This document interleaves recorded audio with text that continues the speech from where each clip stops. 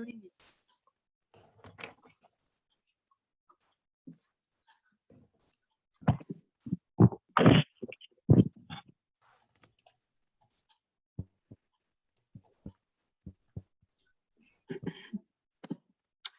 Good evening, everyone. My name is Audrey. I am the program manager for the Michigan Street Corridor Commission.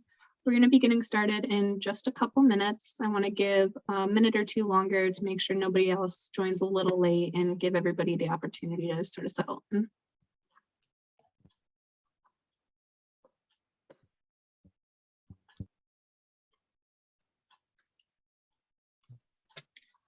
And when we're waiting, please just remember to keep yourselves on mute so that way we can hear our presenters clearly without background noise.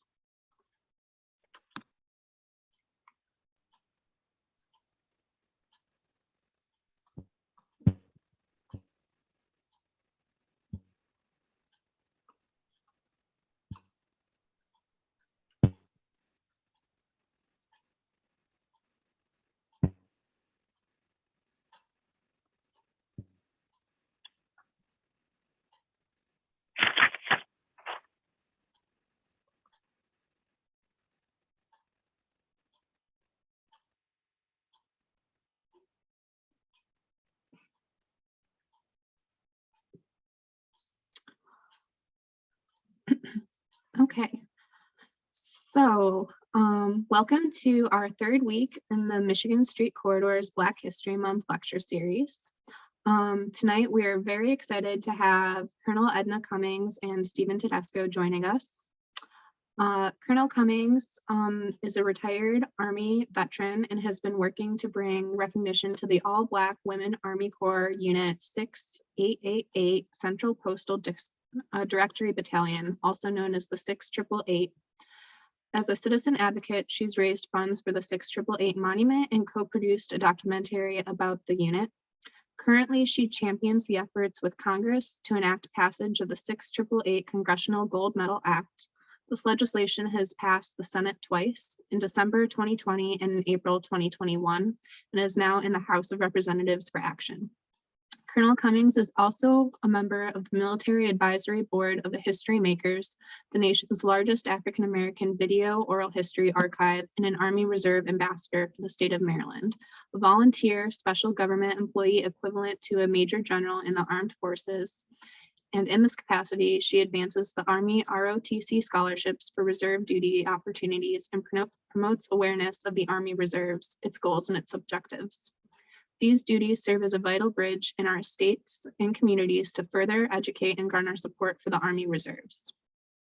Colonel Cummings is a native of Fayetteville, North Carolina, and received her Army commission and bachelor's degree from Appalachian State University and a master's degree in Foundations of Education from Troy State University, with another master's of strategic studies from the Army War College in Pennsylvania. Among other and many more military and civic recognitions, in March of 2020, Colonel Cummings was inducted into the Army Women's Foundation Hall of Fame. We also have Steven Tedesco, who is a graduate from the University at Buffalo with a bachelor's degree in anthropology and a master's in critical museum studies in the anthropology department. His concentration was on 19th century American history. He currently serves as the director of education at the Buffalo Naval Park. He lives in Western New York with his wife and his two sons. And with that, I believe I'm going to pass it over to Colonel Cummings to begin the lecture for us. Okay, thank you. Now, if I can figure out how to share a screen. Okay, can everyone see this okay?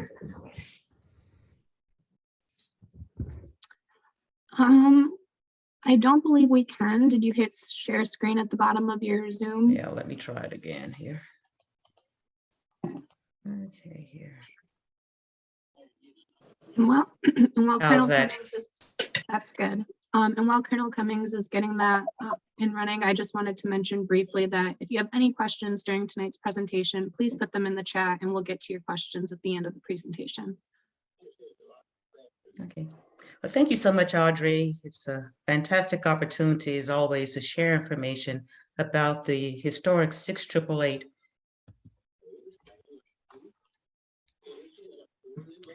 So this is just a brief agenda to give you an idea of some of the things I'll be talking about. I'll begin out by talking about the Women's Army Corps, then the 6888, and some of the members from Buffalo, and actual recognitions and some references that you may use. And Audrey, I'll share this presentation with you as well.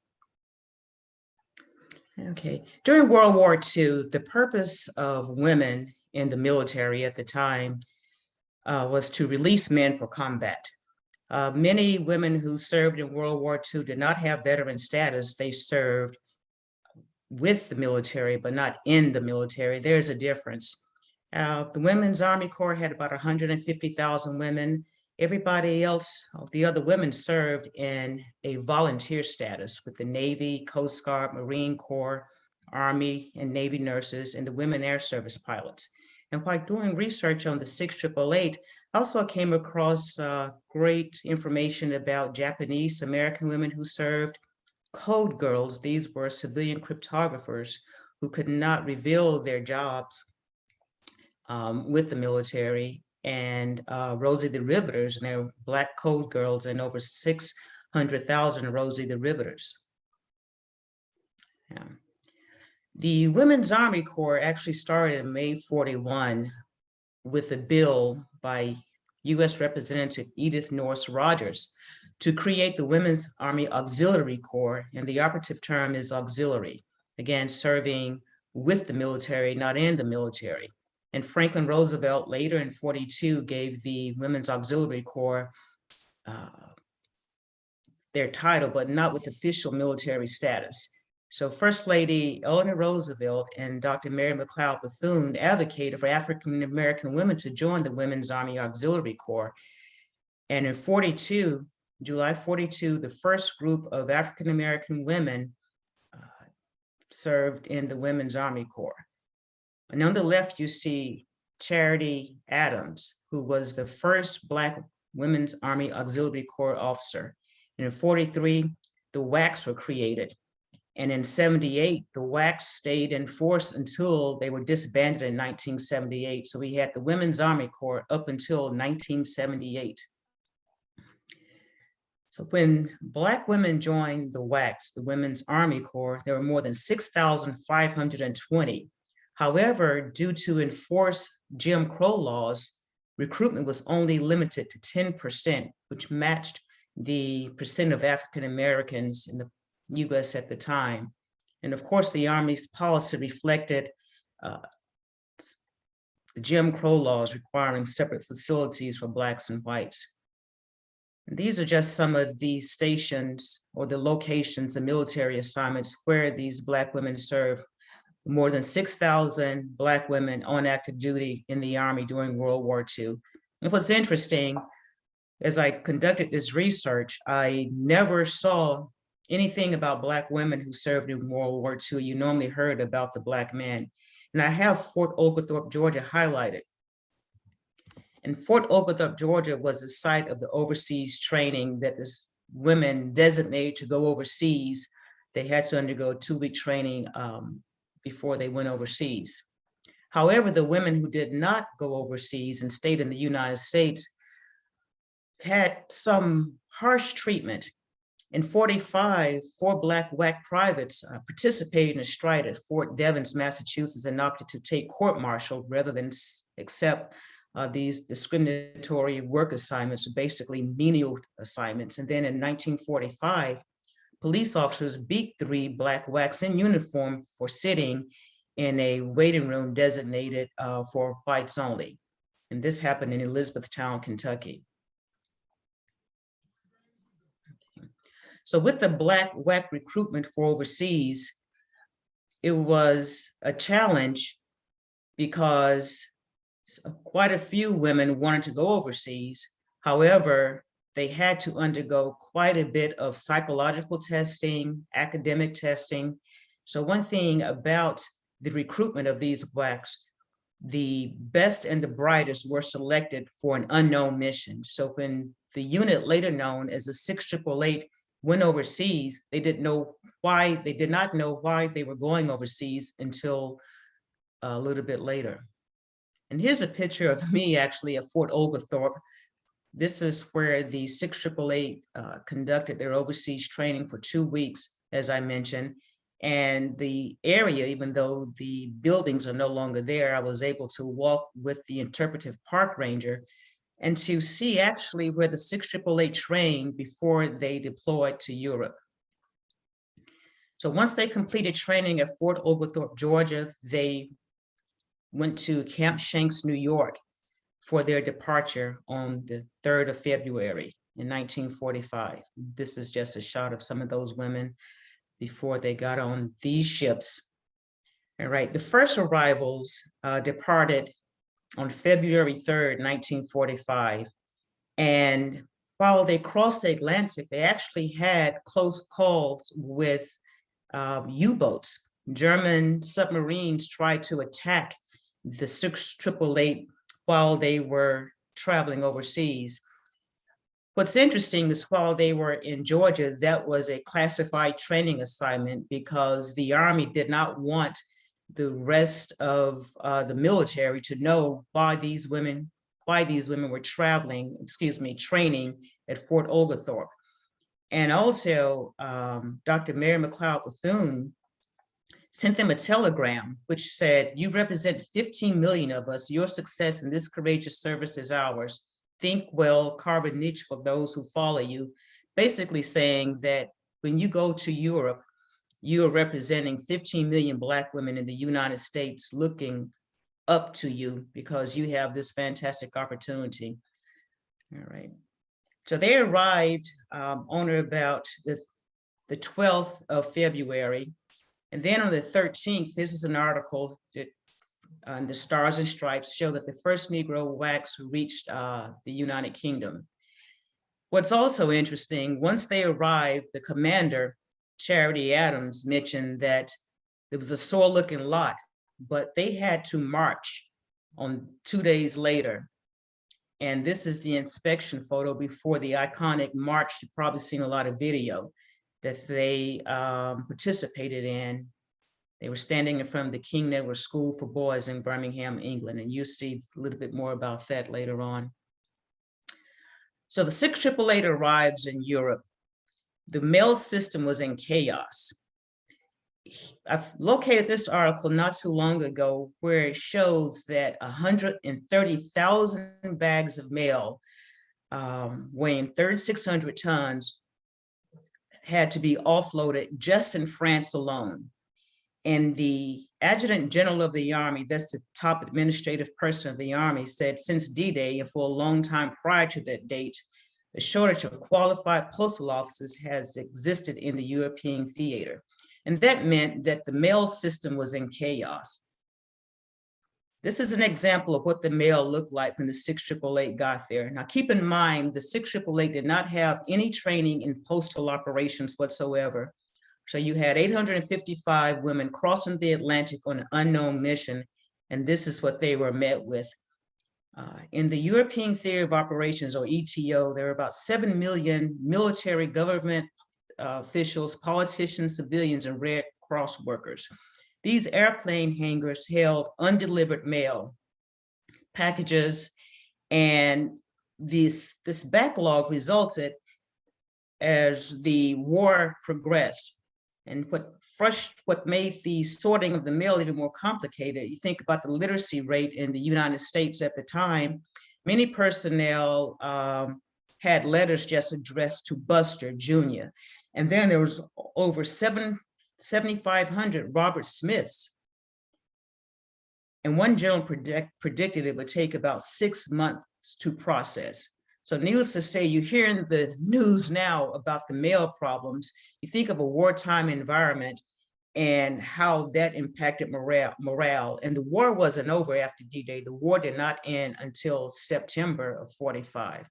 So this is what the 688 faced. And I wrote this up similar to a case study, just a case study summary. So with several years, 2 to 3 years of backlog mail in the European Theater of Operations, as you saw in France alone, 130,000 bags of mail stored in rat-infested aircraft hangars. And the 688 had to work in cold buildings with blackout curtains to prevent enemy detection. So their solution, the commander, 26 years old, set up a mail operation, a 24-hour, approximately 8-hour shifts, and they process 65,000 pieces of mail per shift. And that's about 195,000 pieces of mail every 24 hours. And when they completed the task in Birmingham, England, they relocated to Rouen and Paris, France. Now, this slide is called the chain of command, or the supervisory chain. You see that President Roosevelt was the commander-in-chief. He was in charge, and then he died in April of 45. Then President Truman took over. You've heard of Dwight Eisenhower. General John Lee was in charge of the COMZ, or the communication zone, and that's the rear area of a war or a battlefield environment. Ideally, you don't have a lot of combat. There's not a lot of combat in that area. However, the women had to be trained in how to protect themselves in the event, they were attacked, and the protection was hopefully to take cover in an area around the where they were working. Battalion commander was Charity Adams, and this is one of the living veterans, Lieutenant Griffin. She actually joined the Air Force when she returned. She lives in Arizona. She's 101 years old. All right, more about the commander, Charity Adams. She was born in North Carolina, grew up in South Carolina. She attended Wilberforce, triple major, mathematics, Latin, and physics, a master's in vocational psychology. She actually joined the military when she was in grad school. You saw her, she was the first African-American woman to be commissioned in the Women's Army Auxiliary Corps, 26 years old. But even before the 6AAA, she was reprimanded for race mixing in the United States. When she got to England, she had this 24-hour operation that I mentioned to you, and a general shows up and wanted to inspect the troops.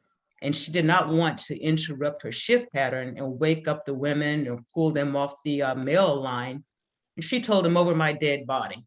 So needless to say, a Black woman in the 40s overseas, regardless of the circumstances, even as a major, you do not tell a general, "Over my dead body." She thought she was going to be court-martialed, but she did not. And she also refused the Red Cross's segregated recreational facilities in Europe. This shows you how the 6AAA and the commander were at the front end of the civil rights movement, even in the 40s. And in 1945, she was promoted to lieutenant colonel. And at the end of World War II, she was the highest ranking Black female officer and one of the highest ranking women in the Army. The next highest rank was colonel. So she was one rank higher than the highest woman in the Army. All right, while they were in Birmingham, England, you saw where they devised a system to clear the backlog, but the overall experience was very pleasant, according to some of the women I spoke with, and just reading some of the historical accounts. They were welcomed by the locals. They formed their own sports teams and entertainment groups. And the unique thing about the 6AAA, not only did they store mail, they were self-sustaining.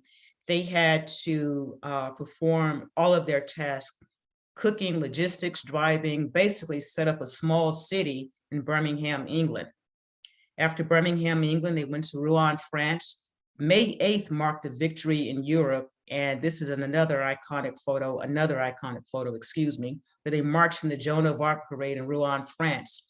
In July 45, 3 women were killed in a Jeep accident. And I didn't know this, but there are only 4 women buried in Normandy, and 3 are from the 6AAA, these 3 women who were killed in the Jeep accident. In August 45, some of the women prepared for deployment in the another theater, the China-Burma India theater. But that's when some of them returned to the US. The war was over September 2nd, actually.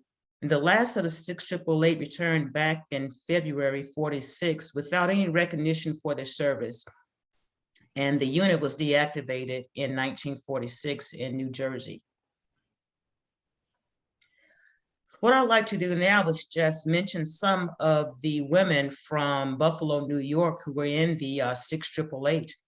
We have Tech 4 Evelyn Martin, PFC Lillian Showell, Staff Sergeant Catherine Robinson, and Private Indiana Hunt Martin. Here's an article that I located from the Afro newspaper archives, where I got most of my articles from. It shows their names as being members of the 688. So Clarice Martin Johnson, Buffalo, New York. She trained as a nurse and joined the 688, and after the war, she worked for the U.S. Census Bureau and was also a model. And she was a member of AMVETS Post 1780 in Buffalo. Catherine Robinson and Indiana Hunt, both women are deceased, but Staff Sergeant Robinson worked for the Internal Revenue Service, and then after the IRS, she joined the police force as an administrative assistant and retired after 20 years. And in 2013, Robinson and Martin were both inducted into the New York State Senate Hall of Fame. All right. Miss Indiana Hunt Martin, I got to know Miss Martin when she moved here with her daughter, Janice. I don't know if Janice is on the call or not, but this is her daughter, Janice, and an event where this documentary producer, Jim Theris, and I, and Miss Martin, and this is General McDonald, were at the Washington Convention Center for the Association of the U.S. Army annual meeting. This is Private Hunt in the iconic photo. And she worked for the Labor Department for 41 years before her retirement in 1987, and she was a member of the American Legion Post 1586. In May 2021, Congressman Higgins announced legislation to rename the Buffalo, New York Post Office, located at 170 Manhattan Avenue, in Mrs. Hunt Martin's office. In her honor, I'm sorry. So this post office will be named after Miss Indiana Hunt Martin. The current status is that it has advanced to the House Oversight Committee. In congressional language, or in civilian terms, that means that it hasn't happened yet. It has to undergo congressional review and approval before it's final, but I just think it's amazing that there will be a post office in Buffalo, New York, named after 6888 veteran Miss Hunt Martin. 75 years later, some other recognitions. November 2018, there's a monument at Fort Leavenworth, Kansas, that bears the name of most of the 6888 women. I think there are 844 names on the monument. The only unit commendation award was given to the 6888 not until 2019 from the Secretary of the Army. And I also mentioned the documentary. There are 6 of the 6888 veterans known to be alive. All right. In 2019, the U.S. Ambassador to the United Kingdom, Robert Johnson, invited our production team to the United Kingdom, where we toured and showed the 6888 documentary. And this is the ambassador, a couple of other of our producers, and again, Jim Theris and myself. And it's important that we honor these women and get this Congressional Gold Medal for a lot of reasons, not only because it's the right thing to do, but for World War II veterans, this is pre-COVID, and an average of 245 veterans died daily, World War II veterans. So we lost quite a few since we actually made the documentary. And with 6 veterans alive, we hope that this bill is passed, while the 6888 remaining veterans can at least know that the nation said thank you.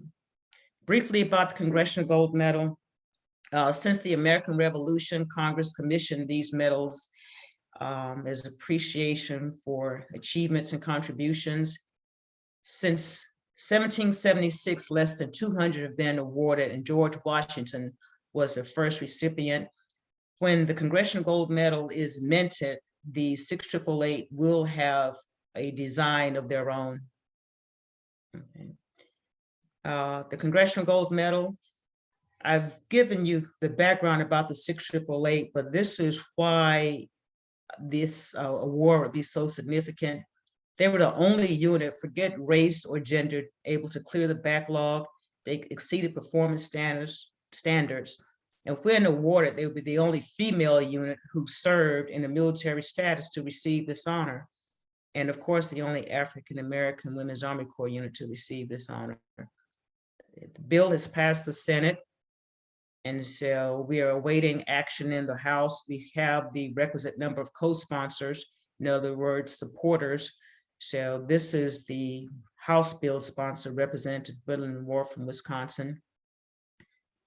I just like this quote from an author, because the 688 women stepped out of line to change the course of history in the World War II. I will not go over these references, but this is just an idea of some of the references in articles from the 688.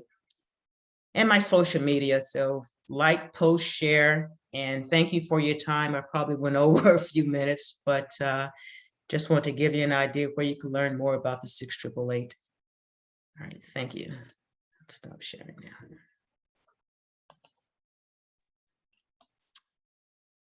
Okay. Thank you, Edna.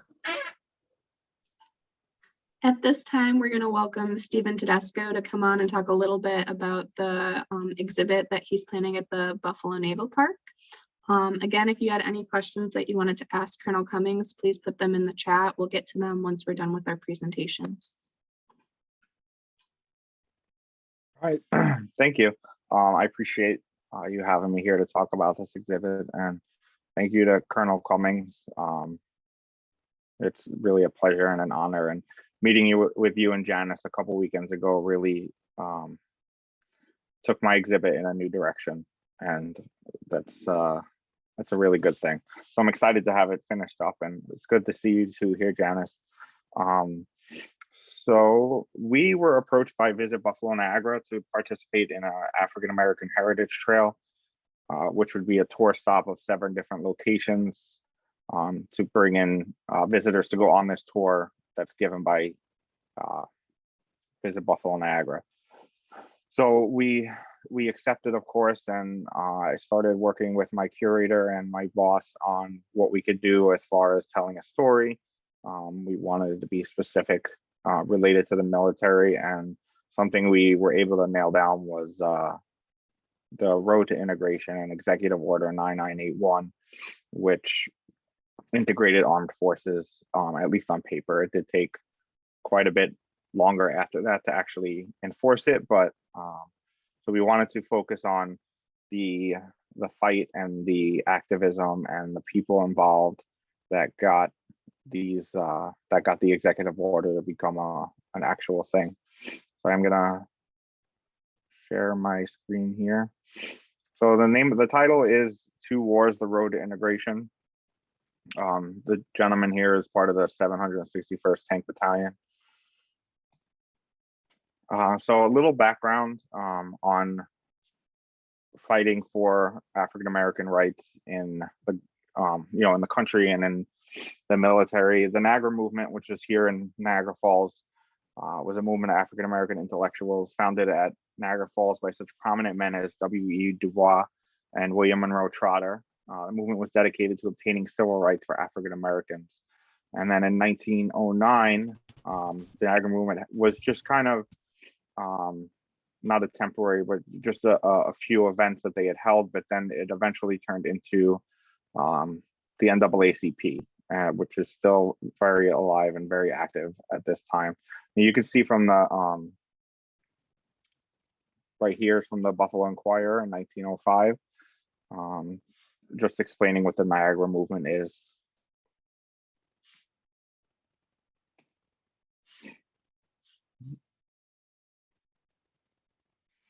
So in 1925, A. Philip Randolph organizes the Brotherhood of Sleeping Car Porters. It was the first labor organization led by African Americans to receive a charter in the AFL, which is the American Federation of Labor. Before this, porters spent roughly 10% of their time in unpaid prep roles and terminal setup and cleanup duties. And they had to pay for their own food, lodging, and uniforms, which could consume up to half of their wages. And the picture on the right is a member of the sleeping car porters.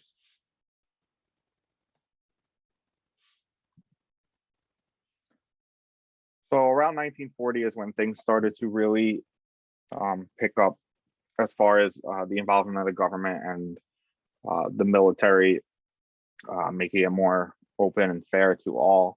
A. Philip Randolph, Walter White, Arnold Hill, they had arranged a meeting with Eleanor Roosevelt to try and convince FDR to eliminate discrimination in the armed forces. They threatened to march on Washington, which FDR was not, did not want to see happen. So he did sign an executive order, which was 8802. And while it wasn't integrating the military, it did prohibit ethnic or racial discrimination in the nation's defense industry. Coming out of the Great Depression and going into the war industry, I mean, everything and every company, every manufacturing company had switched gears to war manufacturing, and there were a lot of jobs to fill. And there, so there's a quote from the New York Times: "There's evidence available that needed workers have been barred from industries engaged in defense production solely because of considerations of race, creed, color, or national origin, to the detriment of workers' morale and of national unity." I do apologize. That quote is actually from FDR.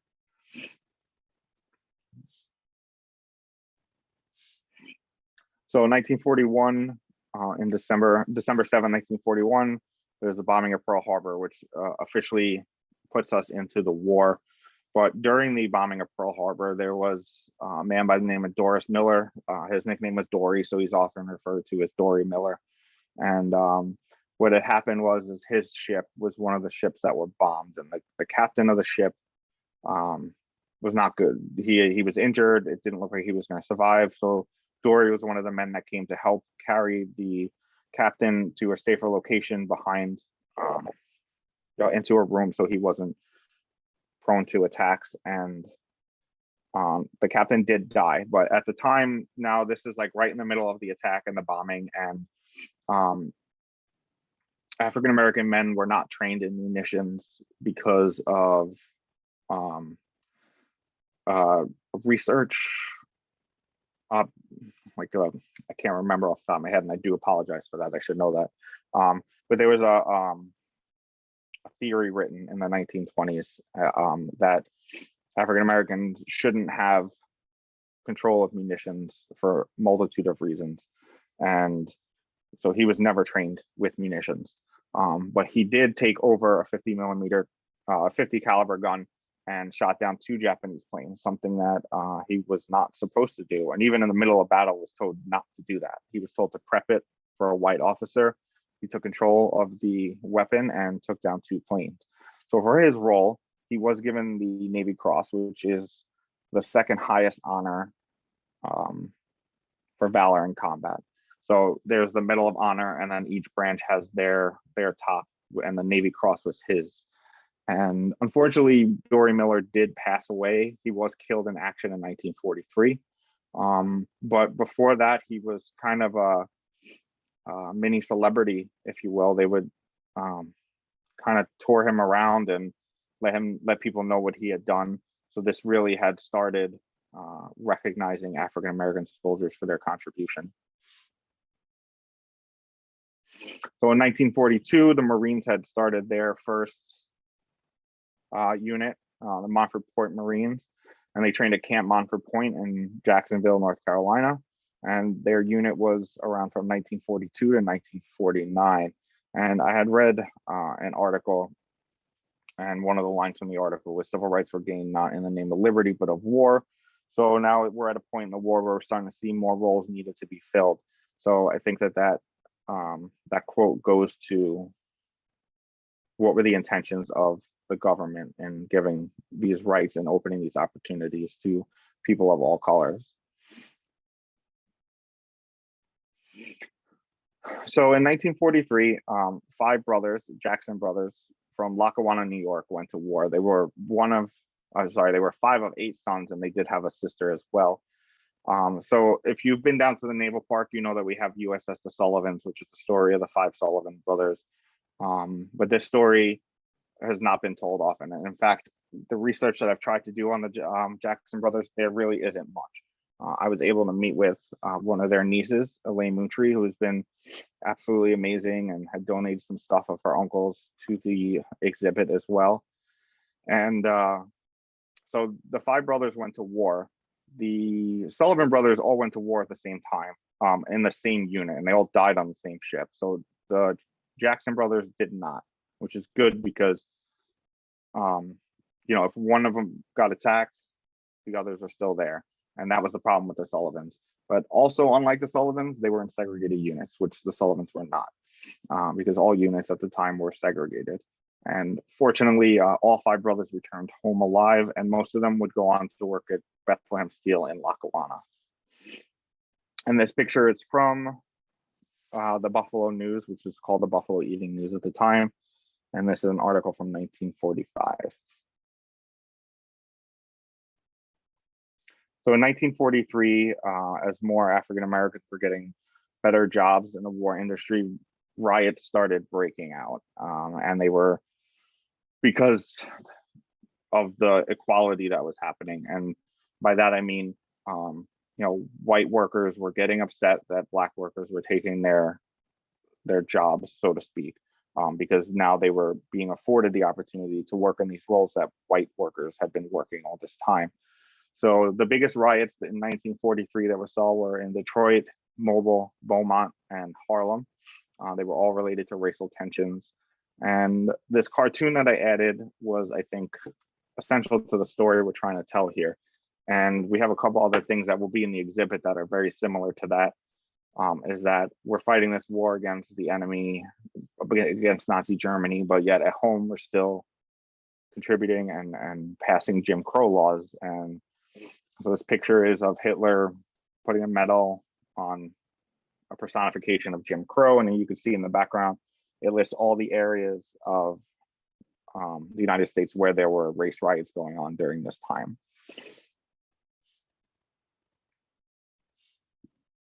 So there were two ships that were largely African-American crews during World War II. One was the USS Mason, and the other was USS PC 1264, which was a 461 class submarine. They were they were the only two Navy ships that predominantly African-American enlisted complement during the war. And this is a picture right here of the USS Mason with some of its crew members.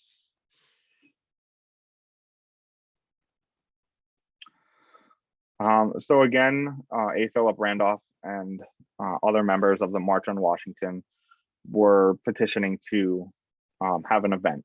And this was now due to post-war treatment of soldiers coming home.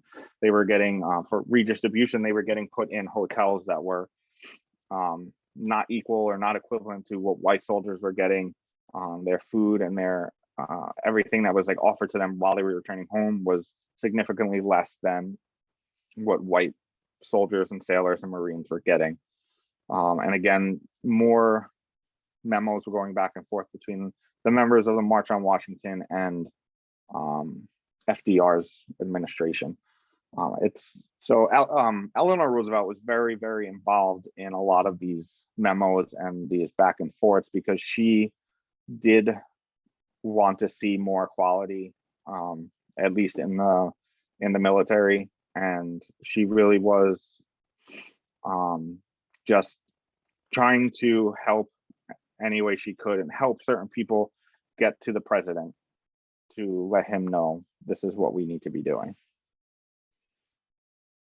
Okay, then in 1944, still, we have the Port Chicago disaster. So what would happen was that even when African Americans were put into the military and they were allowed to sign up, they were often put in dangerous jobs. So one of those was munitions handling. And this is Port Chicago, which is a naval base was in California.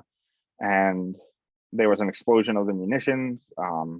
390 people died, and including sailors and civilians. While all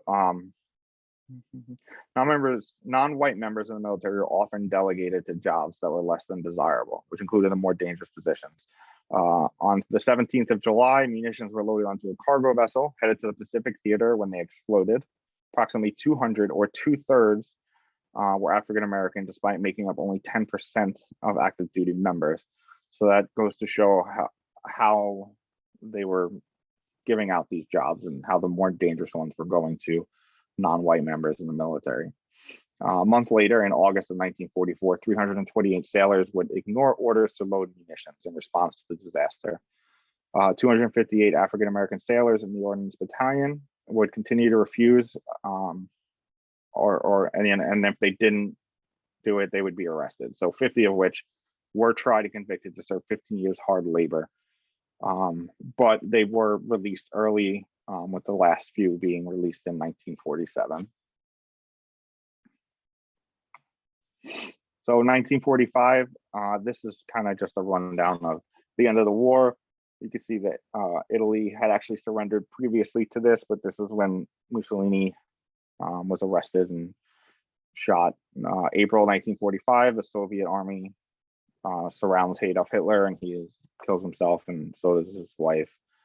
And then German forces surrendered a couple days later. President Truman authorizes the dropping of the atomic bomb in August on Japanese cities Hiroshima and Nagasaki. And then on August 15th, Japan surrenders to the United States and his allies, thus ending the war, although the war wouldn't officially end until September. So this is the culmination of the exhibit is coming to this, which is the Executive Order 9981. What 9981 did was it integrated the armed forces. So from this point on, it was no longer allowed to have, for the military to have segregated units, but that didn't happen. Just because the law is put into place does not change people's minds. It does not help move forward the cause as much as we would like it to. So it actually took probably another 20 years for the military to fully integrate, and this was during the Vietnam War. So we had gone through the Korean War with mostly segregated units, and then the Vietnam War had some segregated, some integrated, but by the end of the war, we were looking at integrated units. And the Army was, I believe, the last branch to fully integrate integrate units.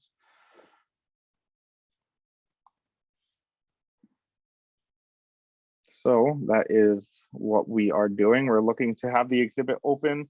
The park does open on March 26th, and we do plan on having the exhibit open to the public then. Like I said earlier, it is going to be part of Visit Buffalo Niagara's Heritage Tour, but we really wanted to make it available to everybody. The main purpose that I would like people to walk away with for this exhibit is I want people to either leave and say, I was represented, or I want people to leave to say, wow, I really didn't realize this was happening. So if we can accomplish those two things, I would be very happy and very successful. I think it would be very successful. And the other point of this is that I didn't want to tell my version or the Naval Parks version. I wanted to tell the version of, I wanted to tell as many as I could that their stories, right? So I want to tell Indiana Hunt's story. I want to tell the Lackawanna brothers' story. I want to tell their stories as they told them and as they remember them. Because I don't think it's my place or the Naval Parks place to speak on behalf of somebody else. So I really wanted to open the floor to allow everyone involved to tell their story. That's all I got. Thank you. Both those presentations were fantastic. We really appreciate you coming out tonight. If anyone has questions, just a reminder, you can put them in the chat. We do have a couple questions, and I'm just going to kind of go through them. And if any more come in, feel free to add them to the chat. The first question is for Colonel Cummings. I know you mentioned that the women involved in the 6th AAA had no postal training, and they were given this impossible task, and somehow they were able to be successful in it. And I'm just wondering if you can describe their system that they developed a little bit with more detail, and how they were able to find people and get packages delivered when they were only given names like I think you had the example that they just had, you know, junior or things like that. So how did they go about tackling that? Okay, based on what I've read and speaking with some of the women, first of all, the system was round-the-clock operations. And the Army used three methods of identifying where someone is: locator cards, serial number, SERIL, and a APO, Army Post Office. That's what APO stands for. So if you notice when I mentioned about the mail that came in through France, 130,000 bags, the bags obviously were already had APO where they were supposed to go. So it was the first way. But you have soldiers in a battle moving throughout, you know, Europe, and the mail was hard to keep up, you know. So what the women did, first of all, soldiers are supposed to fill out the locator cards. Every time they went to a new location, they filled out a locator card. So they matched the mail address with the locator card. Those were the easy ones. The second way was they just opened the mail. If something said Buster or Robert Smith, they had to read the letters. It says, all right, this must be the Robert Smith because the last assignment he was in Italy, so he's not in Italy anymore. His whomever said he's probably in this location. So it's detective work, plain and simple, basic detective work. And then it was in alphabetical order.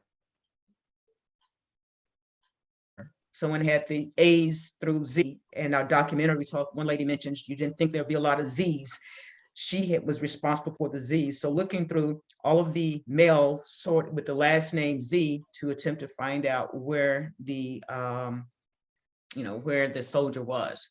So in a nutshell, that's what they did. Just think of an assembly line, 24-hour operations, little detective work, alphabetical order, arranged by Army Post Office box. And other readings said that the mail got, I think it was 30 days. So they would send the mail out to someone. If it came back undelivered, they would try it again, with updated information. And after 30 days, if they couldn't deliver the mail, it was classified as undelivered. So in a nutshell, that was a mail operation, but it was what I called on-the-job training. You just figure it out because there was a postal system in place. So I'm sure there was some broad framework or guidelines, but it wasn't efficient. So just optimizing the existing operation is basically what they did with a little detective work and, stick to itness. It sounds like they were very determined and Oh, yeah. way smarter than I am, because I don't think I could have figured that out. Right. Another question we had was, so I think that if I'm remembering correctly, there was a motto that the group had, no mail, low morale. Right. And I'm wondering, it's a group of African-American women sent overseas, and they're still, kind of being segregated in their own units. And I'm wondering how they kept their own morale up when they're responsible for keeping everybody else morale up. And if you can talk a little bit about that. Well, overseas, they had freedoms. Outside of the military installation or outside of the military, they were allowed to travel, interact with the locals. They formed sports teams, entertainment groups. So that's how they did it. And the women talked about going to Paris, and some of the women had custom-made uniforms. I actually saw, some of those. So yeah, it was a different country. You had the opportunity to use your GI Bill when you return back to the United States, as some of the women did that, the education bill. You had the opportunity to travel overseas and go to France and Paris. I mean, regardless of race or gender, who went to Paris in the 1940s? The very wealthy. Who shopped and stayed in Napoleon's quarters. So those are the type of opportunities. And I really think it empowered the women. They worked hard, but I think they played as hard as they worked after duty hours, because Janice is on the phone, and Steven, you saw some of the things that Ms. Hunt Martin collected while she was in Europe. She worked alongside German, prisoners of war. And one POW actually made her a beautiful jewelry box that she has. So just, I think that was a motivation, natural curiosity that a lot of the women had. They explored, they traveled, and they worked, and nothing really negative from the experience in Europe outside of the obvious, segregation. From what I read and heard, they enjoyed the experience. Thank you. We have a question from Elio, who asks, question I actually asked you before we joined this call. Did any of the women stay in Europe, or did they all return home? To the best of my knowledge, they returned home, but some of the women did go back, I think in 1981, in Birmingham, England, for a reunion tour. So the 6888 women did have reunions, and some of them did return in the 80s to visit Birmingham, England. But far as I know, none of the women remained in Europe after the war. We have a question about the documentary that came out on the 6888. Where can people view that? Lincoln Penny Films. You can lincolnpennyfilms.com, and I'll put that in the chat if I figure out how to do that. I'll put that address in the chat, but you can order it. And on my Facebook page, the 6888 Congressional Gold Medal, I usually post upcoming screenings, and on Twitter as well. And then a question for Steve. So are the women going to be in your exhibit? You touched on a lot of different things that are going to be in the exhibit, but do you have anything related to the 6888 coming into that? Yeah, so when I was planning this out, I did have a page for the 6888, but I did not want to be repetitive. And no, the 6888 is very prevalent in the exhibit. In fact, we have an entire display case. Probably the biggest display is going to be on Indiana Hunt. She was vital to not only the 6888, but to the city of Buffalo. And while this is a national story, and we want to tell it as a national story, we are in Buffalo, and we like to incorporate Buffalo and our community into every exhibit that we do. And Indiana Hunt story is, I don't know if we could have found anything better. It's just absolutely amazing what these women did, and meeting with Janice and talking to her about her mother. It's the story is just learning about her, even when she got home after the war, and what she had done for the community, and how she was so involved in Buffalo, and how she loved the city, as many true Buffalonians do. They really embrace the idea of living in the city. So we have an entire display case just for Indiana Hunt and the 6888. So and that's opening in March, right? Yeah, so March 26th is our official opening day for the season, and it will be available to the public on that day. Awesome. And so if there's no other questions, and if you have questions, please put them in the chat now. But I think since I believe Janice is on the call, maybe we can have her speak about her mother for a moment, and if she's willing, of course, but we wanted to offer that up as well. Oh dear. I'm trying to do this. It's giving me some issues here. Oh, there it is. Hello, everyone. Yes, I just wanted to thank Steve and Edna and all of you for honoring my mother. Mother was very special to me, and I have learned on her journey of since she passed, the different journeys she took, from Niagara Falls to Buffalo to New York, to England, to France at the age of only 22. And then to see all the wonderful things that she did keep. So I'm just thankful that Steve wanted to put them in the museum this year. So I'm just honored to have all of this. It sounds like they're in the right place now. I'm super grateful that we're able to display them. Because I can write words on a wall all day long, but to see the pieces of history that were there that, you know, that these members of the armed forces use overseas while they were doing these. I don't think, I encourage everybody to just learn about the 6888 because the historic, sorry, my dog is, the history that's involved with the 6888 is just, it's a story that needs to be told over and over and over again because they have changed the way the war ended. And, you know, no male, low morale, I mean, it couldn't be any more fitting because these men were overseas fighting and going through the same things that, you know, we hear so much about today. They're losing limbs, they're suffering from PTSD, their families don't know what's going on with them. It's not like they could send an email or a text message or video chat like we could do today. You had family members that were, you know, they left and they had kids that they had never met before. So for these men and these families to get this information, I think had a huge effect on the morale of the war and, you know, what would follow at the end of the war and coming back home. And I remember that Edna was saying that there was a gentleman that they met that they had thanked the 6888 because the wife didn't know, his mother didn't know if the husband was still alive, and then the husband comes home, and then a few months later, after her dad come home, you know, he was born.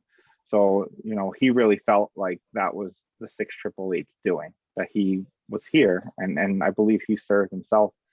But it's just, it's a story that not many people know about and really hasn't been told up until recently. And I am just a better person for knowing the story, for having learned Edna, met Edna and Janice, and learning about Private Indiana Hunt. I mean, those are people, you guys are gonna be with me for a long time.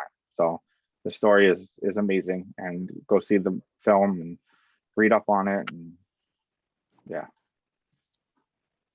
Thank you. Thank you, Colonel Cummings and Steve and Janice. Thank you all for being with us tonight and sharing this history with everybody. I think we need to help you guys get the word out. There are a couple more questions that are popping in here, and I don't want to miss anybody, so I will ask them quickly and then we'll wrap up tonight's lecture. This is for Steve. People want to know how you decided what and who went into your exhibit, and if there are any military vessels that are a part of the exhibit. So the vessel, so this is going to be on the museum floor, so it won't be on the ships. We just felt that it would have better exposure there, a little bit more room to work with, and wouldn't get lost along the way in the ships. So we won't have any vessels associated with the exhibit. As far as why we decided to go with the story that we were telling, there's a lot of history that's been negated from American history, and we need to be telling those. And it's not just, you know, we didn't just want to do a generic thing. We need to start talking about, you know, we talk about the fact that Jim Crow existed. We talk about the fact that people fought for civil rights, but now we need to start talking about the everyday people whose names never get mentioned that allowed these things to happen. And for me, you know, working on something, I mean, I see integration as a celebration, right? It's an accomplishment that we did. It's similar to Juneteenth, the fact that we should all be celebrating that day because it's a momentous part of American history. It's so I wanted to highlight the people that let these things happen in order for us to have integration. So we chose that very specific plot because, I mean, like I said, we need to start telling the stories of the people that made these things happen, not just that they did happen. Sure. Thank you. So I think we are done with questions. So I want to thank our speakers again tonight, and I want to encourage everybody on this call to check out the documentary and the exhibit and to come back next week. We'll have 2 lectures next week to kind of wrap up Black History Month. On Tuesday, we'll have Sharon Hawley, who will be presenting the ABCs of Black history, everything from the African American Cultural Center to Zawadi Books, which she is also the owner of. And we'll also be having Untold Stories of the Underground Railroad with special focus on the Michigan Street Baptist Church. Both those will be available online again. They'll be Tuesday and Wednesday at 6 p.m. So we hope you join us, and we hope you all have a wonderful night. Thank you so much for joining us. Thank you. Thank you.